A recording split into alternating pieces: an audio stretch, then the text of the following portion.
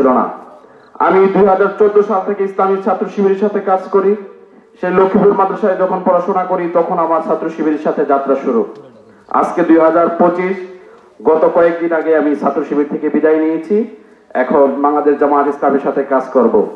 তো সেই দীর্ঘ 10 বছরের কাজের যে অভিজ্ঞতা, আমরা বিভিন্ন সময় যে পেশিবাদী আমল ছিল সে সময় বিভিন্ন জায়গায় মিছিল মিটিং এ যাইতাম। যদি 200 জন যাইতাম, ফিরে আসতে দেখতাম যে 10 জন ভাই নাই। কোথায় 10 জন ভাই?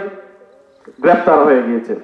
এবং আমি ওইখানে যে মেসে ছিলাম, আমি যে থানায় দায়িত্ব পালন করেছি সেই থানার যে মেসে আমরা থাকতাম, সেই মেসে একদিন পুলিশ অভিযান চালিয়ে আমরা যে ওইখানে থাকতাম, ল্যাব তোষক হইতে A to Z এভরিথিং সবকিছু নিয়ে গেছে। এরকম তো আমাদের শুধু ল্যাব তোষক গুলো নিয়ে গেছে। শুধুমাত্র এর সংগঠন করার কারণে, দিনের পথে কাজ করার কারণে আমাদের বহু ভাইদের বাড়ির ভিটে মাটি পর্যন্ত কাইটা নিয়ে গেছে জালিমরা। কিসের জন্য? কারণ তারা ইসলামের পথে কাজ করে, ইসলামের জন্য কাজ করে। এরকম বহু অত্যাচার নির্যাতনের শিকার হইতে হয়েছে বিগত দিনে।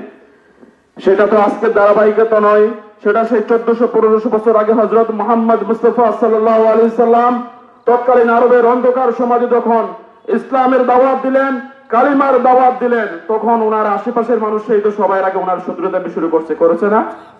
কত অত্যাচার নির্যাতন, যে হযরত মুহাম্মদ মুস্তাফা সাল্লাল্লাহু আলাইহি সাল্লামের উপর একটা মশা মাছি বসা পর্যন্ত জায়েজ ছিল না।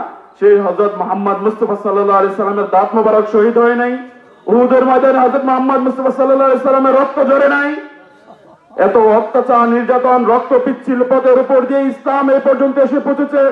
অথচ আমরা ইসলামের কাজ করি কখন? আমাদের দুনিয়ার সব কাজ শেষ হইলে পরে আমরা ইসলামের কাজের জন্য আসি। আসলে কি আল্লাহ তাআলা আমাদেরকে দুনিয়ার কাম করার লেগে পাঠাইছে দুনিয়ায়? না, এই জন্য পাঠাই নাই। আল্লাহ তাআলা পাঠাইছে, আমরা আল্লাহর প্রতিনিধি হয়ে আসছি। আল্লাহ তাআলা আমাদেরকে দায়িত্ব দিয়ে পাঠাইছে। আল্লাহর প্রতিনিধি। কার প্রতিনিধি আমরা? আল্লাহর প্রতিনিধি। আমরা কার প্রতিনিধিত্ব করব দুনিয়ায়?